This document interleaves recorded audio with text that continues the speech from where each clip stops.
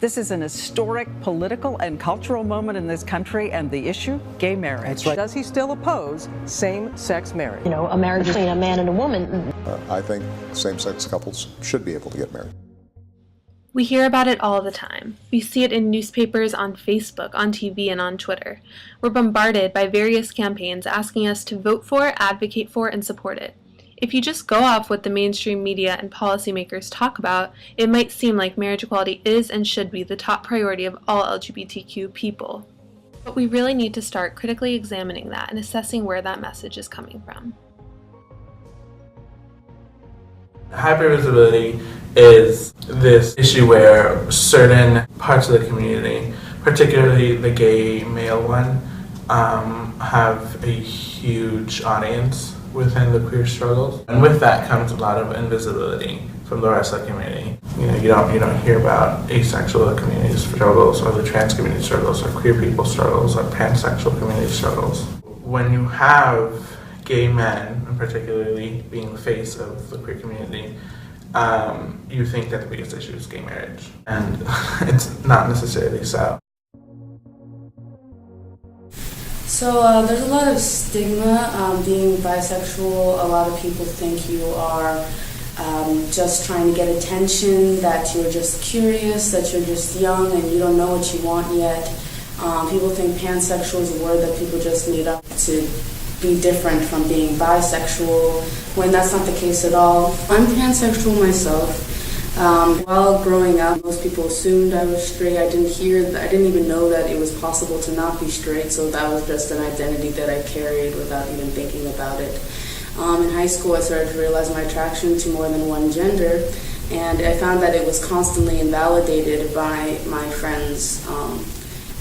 So I just kept on carrying the title of straight because they kept on saying because I had romantic interests in men, that my sudden interest in women was something that was wrong. I actually went to a corn maze here in Gainesville with my friends who, out of the 6 of us, 5 of us identified as queer. And we were waiting in line to get to the haunted house. And as our group is being let in, I don't want to call him a bouncer because this wasn't a club, but he was the one that designated how many people could go in at a time without, it becoming too full. His friend had come up and he was putting on a jacket, and he said to his friend, like, "Oh, you look like one of those gays. You better watch out. You're going to get the shit beat out of you."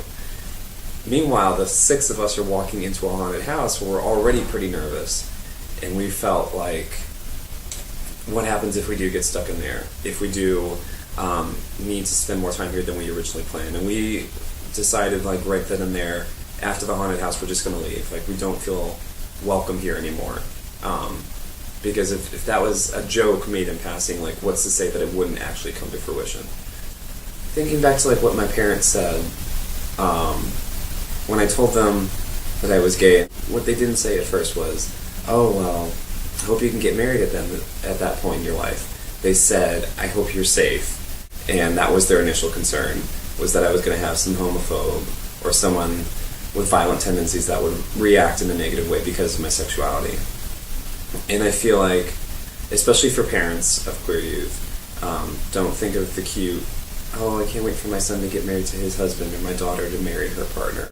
You have to think of, "Oh, I really hope my son can walk to the library with his boyfriend without being yelled at or threatened with violence." One of my goals in life is to actually get married.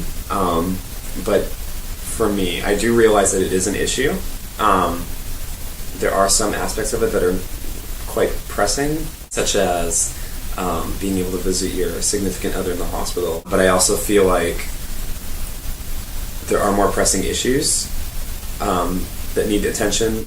Marriage equality has definitely been the focus in the past couple decades. But actually I found out that a lot of people in the LGBT community don't even care that much about marriage, don't even care to be married. Obviously, people should have the right to marry who they want to. I personally don't care for marriage. I have bigger issues to worry about, I have to worry about the over 40% chance that being a trans woman of color, I might die I might be murdered, you know?